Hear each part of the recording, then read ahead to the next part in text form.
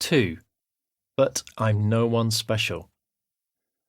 Regardless of how you feel about yourself, the moment you gain the title manager, executive, or boss, everything changes. Even with a direct report of just one, you gain the power to answer questions such as, can I take a day off? Can I take my lunch hour early? What should I work on next? Can I move my desk? Can I have a tattoo? Is this good work? Can I have a pay rise?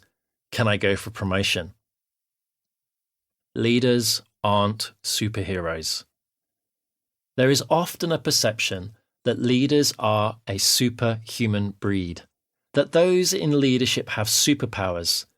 They don't feel as we mere mortals do. They think strategically, have high levels of emotional intelligence, stay calm in a crisis, and have unparalleled levels of resilience. Yet, in reality, any leader or manager is as human as you and I. They struggle with prioritization, dread difficult conversations, work long hours, battle with exhaustion, have challenges at home, and often wonder whether they are on the right path. I say this to encourage you. Disruptive leaders are not superheroes. What they are is united in their drive to make a difference. This, aligned with a set of lived values, is what will make your fire succeed where others fail. Srimati Shivashankar was one of the leaders I spoke to who highlighted how much her personal life and past have impacted her purpose and approach to her career. Srimati is the corporate VP at HCL Technologies, an Indian multinational that is now the world's number 3 in IT services and a pioneer in infrastructure management serving Fortune 500 and Global 2000 companies. Srimati was born in a small village in the district of Ariyala, Tamil Nadu, India. From an early age, she sensed that learning to speak English would help her become more assertive after feeling acutely embarrassed whenever her English-speaking cousins visited.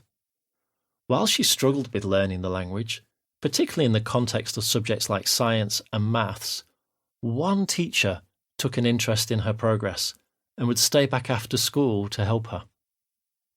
The efforts of Srimati and a teacher paid off.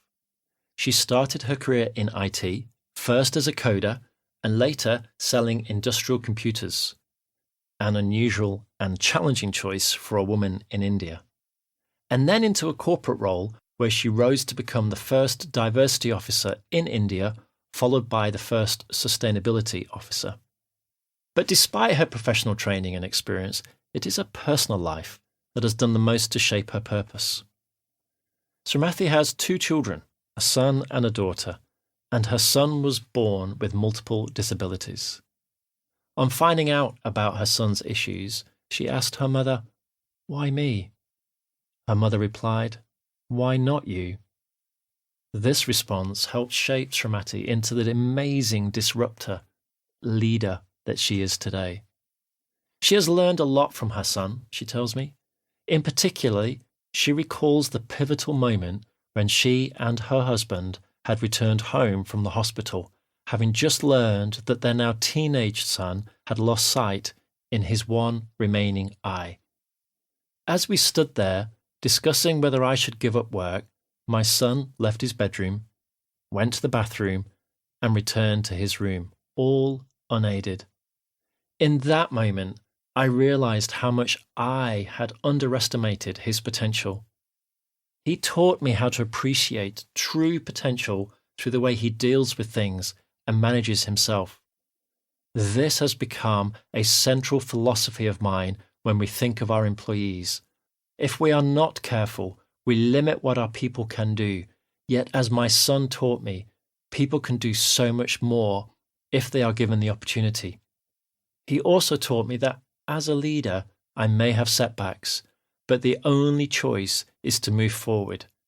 You don't wait for choices to appear, you move on by making your own way.